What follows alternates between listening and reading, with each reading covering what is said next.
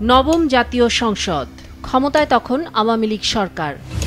সরকারের বিরুদ্ধে জনগণ সংসদে শুল্কমুক্ত গাড়ি আমদানি বন্ধের প্রস্তাব দেয়া হলেও সাংসদদের তীব্র বিরোধিতায় তা বাতিল হয়ে যায়। এরপর সর্বশেষ দ্বাদশ সংসদে চলতি অর্থ বছরের বাজেট বক্তৃতায় তৎকালীন অর্থমন্ত্রী নৈতিকতার প্রশ্ন তুলে এই সুবিধা তুলে দিতে আবারও অনুরোধ জানান। এবারও বিরোধিতা করেন অনেকে। 2009 থেকে 2023 পর্যন্ত 3 মেয়াদে অন্তত 576টি গাড়ি শুল্কমুক্ত সুবিধায় আমদানি করেন সাংসদরা, যার আমদানি মূল্য 428 কোটি টাকা। এসব গাড়ি অন্যরা আনলে শুল্ক কর দিতে হতো 3,500 কোটিরও বেশি টাকা। ইঞ্জিন ক্ষমতার উপর নির্ভর করে শতকরা 500% সম্পূরক শুল্ক এবং কিছু ক্ষেত্রে শতকরা 800% পর্যন্ত শুল্ক ও ট্যাক্স দেওয়ার নিয়ম আছে। বিগত সরকারের সময় বিভিন্ন ধরনের কর ছাড় ও কর অবকাশের সুবিধা তুলে নেয়ার শর্তে 470 কোটি টাকা ঋণ দেয়ায় রাজি ছিল আন্তর্জাতিক মুদ্রা তহবিল IMF।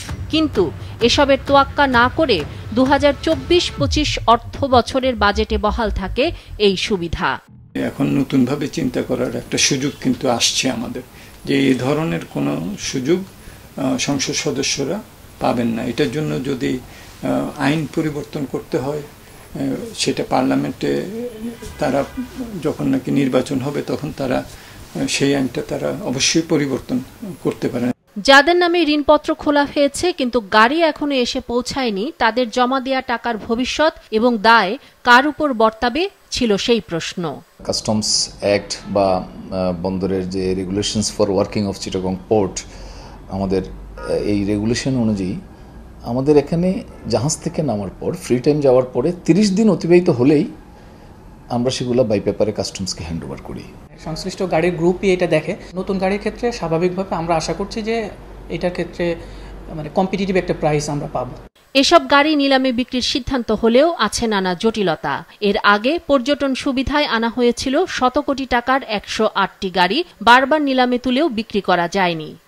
এমপিদের তো গাড়ি হবে অকশন হয়নি কখনো।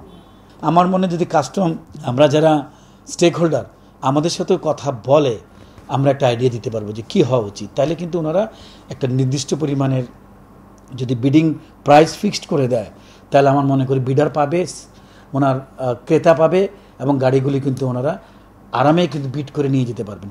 সবকিছু মিলিয়ে আটকে পড়া এসব গাড়ির ভবিষ্যৎ পুরোপুরি অনিশ্চিত।